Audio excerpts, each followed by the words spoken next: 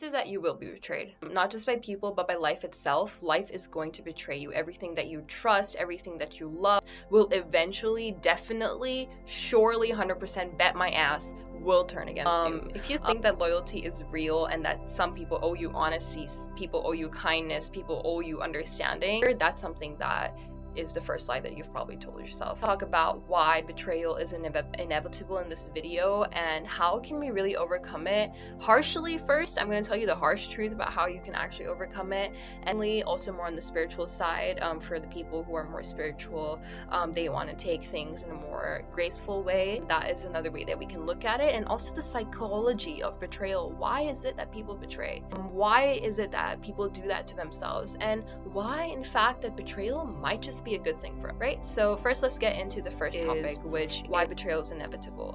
You need to realize that nothing is permanent.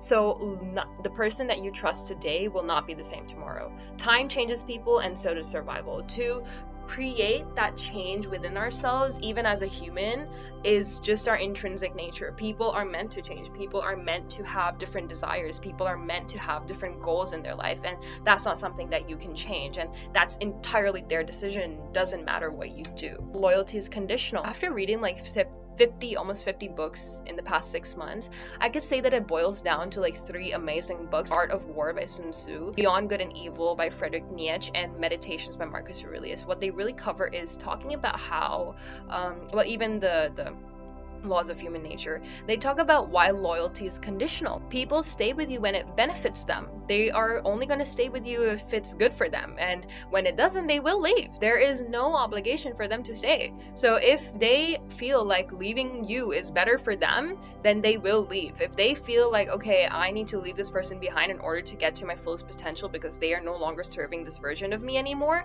then they will leave. And you will do the same thing if you were in that position. You need to realize that other people will, and there's a lot of people out there who definitely will and who would do much worse than just that. So you need to understand that when it doesn't benefit them, they will leave. That's not betrayal, it's just human nature. You need to realize that, it's human nature to betray people. Even your own body betrays you. Over time, your skin will wrinkle, your strength will fade, your muscles aren't as stronger as you were before. You've betrayed yourself by changing who you actually are in a year. Maybe last year you were different, maybe this year you're very different, maybe you're much better now, but you betrayed your old past to become into this new version of yourself. You betray yourself by letting go of your goals and choosing comfort for the day. You betray yourself by procrastinating on your work, choosing that, no, I just want to rest today. You betray yourself by not really replying to that person that you were supposed to reply to, even if you know that it was wrong. You're betraying your guilty conscience. Now into the spiritual part. The spiritual reason as to why we will be betrayed is because you want things to last. You are comfortable with the fact that, yes, this person's attached to me. Yes, I'm attached to this situation. Yes, this situation's attached to me. I have a good job. I'm successful. I have this amount of money. I have these goals that I need to achieve. It's because you want to want. You want to possess. That is your intrinsic nature as a human being. And you will be betrayed because you have attachment, because you have expectations. So the spiritual reality of this for people who are more on that path, who want to gracefully accept betrayal, is to understand that the reason why you feel betrayal is because you create expectations. And when you create expectations, you're creating attachment. And you'll set unhealthy expectations in relationships thinking that they will not betray you because you've done this much. Why do you think that just because you did something for someone that they will not betray you the next day? Why do you feel like that? Are they obligated to be there with you? Is this job obligated to be yours forever? Is this money obligated to be yours forever? No, it's not, right? So your suffering is not because people betray you. It's because you refuse to accept that nothing lasts. So the next thing that I'd say spiritually to get into understanding and accepting betrayal is to understand the permanence, the illusion of permanence. That is in one of my videos of part 1 of the 7 spiritual illusions that we live in, and this comes into the idea of permanence. We believe that everything will last for us. The only ones who never feel betrayed are the ones who expect nothing. I don't expect this to happen to me, So when you feel like you do not have any expectations, when you're not attaching yourself to situations, you will be able to move on in a better and healthy way without feeling betrayal. Third, the psychology of betrayal. What is the selfish gene that we live in? That is also a very important thing that I want to talk about. To realize that humans do what serves them best. That is the psychology of betrayal. This is more about what 𝐲𝐻 talks about, like the selfish gene in his book. So you need to realize that they will do it. It's not personal, it's just survival. So 𝐲𝐻 talks about how morality is a lie. You were taught to believe that people should be loyal, that morality should exist, but why is it that this thing exists? Who created that idea that morality even has to exist? You need to realize that the world has duality. It has good and it has bad. But who created that bad in the first place? Who created that this thing is bad? Is the weak. The people who are weak, who are unable to accept that I don't want to be left behind, is the ones who create morality, is the ones who create these unhealthy expectations, is the ones who create insecurities within themselves. The strong ones, the people who, well, I don't want to really go into an ego-led sort of a statement by saying weak and strong. I don't want to say that you're stronger or weaker just because you can't deal with betrayal, but it's sort of an example about what 𝐲𝐻 was saying, so don't think that I believe in it. Personally, I believe that betrayal is something that's inevitable. It has to happen, and you're not weaker or stronger for facing it. But yeah, a way that you can be more self-aware, instead of using the word strong, I can say self-aware. To be more self-aware about yourself is to understand that morality is not destined to fit in the lines of you. It doesn't owe you anything. Betrayal is a natural consequence of growth. That's another thing that I would say. People outgrow relationships, they outgrow beliefs, they outgrow identities, and when they do, they will leave behind their old world, including you. Even you're a betrayer, so that's very important to understand.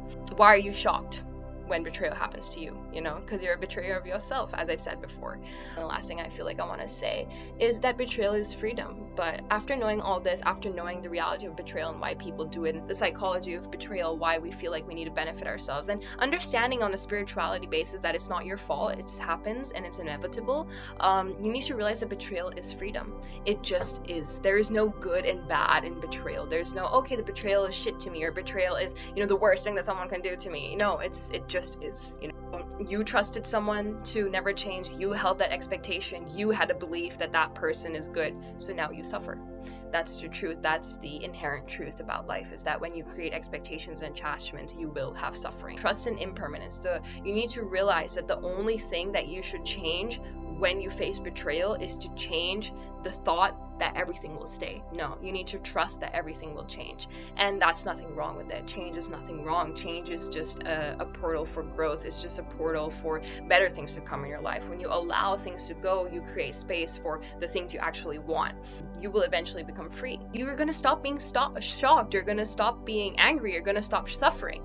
You basically become like what 𝐲𝐻 calls, excuse my pronunciation, 𝐸𝐻. Basically, it's someone who stands above.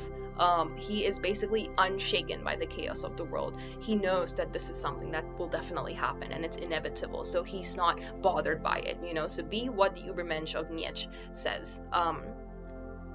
Yeah, lastly, I think I want to end this video by saying that betrayal is the best thing that can happen to you, really. You feel like it is painful and it hurts you and it's something that is the worst thing that can ever happen to someone. No. When you let go of your expectations and you let go of attachment and you let go of these feelings that, people owe me something, you will realize that betrayal is your best fucking friend. Betrayal forces you to wake up. It shatters your illusions. It really forces you to see reality as it is, not as you want it to be. If you take it personally, then you will suffer. Remember, betrayal also is never about you. It's always about them. They will choose to betray you. That job will choose to betray you. The situations and the things that will happen which causes that betrayal is because that's their choice, because humans are selfish. But you, to be able to cope with that betrayal, need to understand that nothing is permanent. Let people betray you. Let them leave. Let them show their true nature. Let them be on the journey that they have to be. The only betrayal that matters to you is the one that you commit against yourself. It's when you refuse to accept betrayal. That's the biggest betrayal you can do to yourself. Wake up, see things as they are. Only then will betrayal really lose its power to you. Understand that this video if you really want to know where it originates from, why this concept came into my head, is because it's basically, I'm mixing like a lot of different ideas here into one, like, you know, one little curry. I'm mixing Nietzsche, I'm mixing Stoicism about, you know, impermanence, I'm mixing Buddhism when it comes to, you know, creating suffering from attachments. I'm mixing a lot of psychology and Nietzsche's ideas into this. But reality is that after you read a lot of books, after you educate yourself, you're not really going to achieve the outcome that you want. That, okay, if I read this many books, I'll be able to face betrayal. No, you know, I read a lot of books, but I couldn't accept betrayal. I couldn't accept that I lost something that was really worthy for me in my life, or, you know, at the time felt worthy. So you really need to experience betrayal. So if you have experienced betrayal, don't take it as a bad thing. Remember that it happens to everyone. I have faced betrayal, you have faced betrayal, your family members have faced betrayal, people around you have faced betrayal. It is just inevitable, and there's nothing bad about it, there's nothing good about it, there's nothing shit about it, there's nothing amazing about it. It just is. Betrayal just is. It's part of life.